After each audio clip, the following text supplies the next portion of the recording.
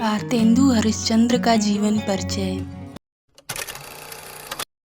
आधुनिक हिंदी साहित्य के जन्मदाता भारतेंदु हरिश्चंद्र इतिहास प्रसिद्ध सेठ अमीचंद के प्रपौत्र गोपाल चंद्र गिरधर दास के ज्येष्ठ पुत्र थे। इनका जन्म 9 सितंबर सन 1850 ईस्वी को काशी में हुआ था।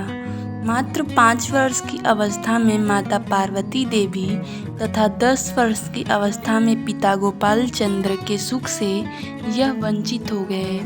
भी माता मोहन बीवी का इन पर विशेष प्रेम न होने के कारण इनके पालन पोषण का भार काली कदमादाई और तिलकधारी नौकर पर था।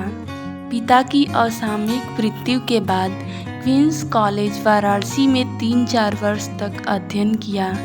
उसी समय काशी के रईसों में केवल राजा शिवप्रसाद सितारे हिंद ही अंग्रेजी पढ़े लिखे थे। इसलिए भारतेंदु जी अंग्रेजी पढ़ने के लिए उनके पास जाया करते थे और उन्हें गुरु तुल्य मानते थे।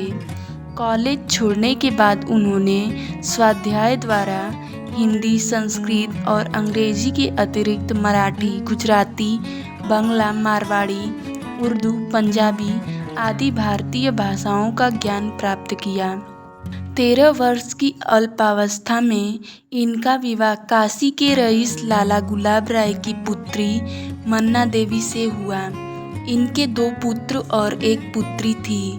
पुत्रों की बाल्यावस्था में ही मृत्यु हो गई थी, जबकि पुत्री विद्यावती सुशिक्षिता थी। भारतेंदु जी ने अनेक स्थानों की यात्राएं की। ऋण लेने की आदत भी इन पर पड़ गई। ऋणग्रस्तता, कौटुंबिक तथा अन्य सांसारिक चिंताओं सहित क्षय रोग से पीड़ित भारतेंदु जी का निधन 6 जनवरी 1885 ईस्वी को 34 वर्ष 4 महीने की अवस्था में हो गया। भारतेंदु जी ने हिंदी साहित्य की जो समृद्धि की वह सामान्य व्यक्ति के लिए असंभव है। ये कवि, नाटककार, निबंध लेखक, संपादक, समाज सुधारक सभी कुछ थे। हिंदी गद्य के तो ये जन्मदाता समझे जाते हैं। काव्य रचना भी इन्हें बाल्यावस्था से ही करने लगे थे। इनकी प्रतिभा से प्रभावित होकर सन 1880 ईस्वी में पंडित रघुनाथ, पंडित सुधाकर द्विवेदी, पंडित रामेश्वर दत्त, व्यास आदि के प्रस्तावानुसार हरिश्चंद्र को भारतेंदु की पदवी से विभूषित किया गया और तभी से इनके नाम के साथ भारतेंदु शब्द जुड़ गया। इन्होंने हिंदी भाषा के प्रचार के लिए आंदोलन चलाया। इस आंदोलन को गति देने के लिए पत्र पत्रिकाओं का प्रकाशन एवं संपादन किया।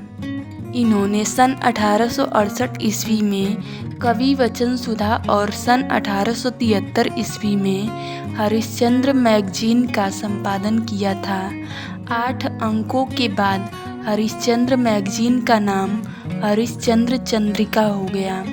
हिंदी गद्य को नई चाल में ढालने का श्रेय हरिश्चंद्र चंद्रिका को ही है।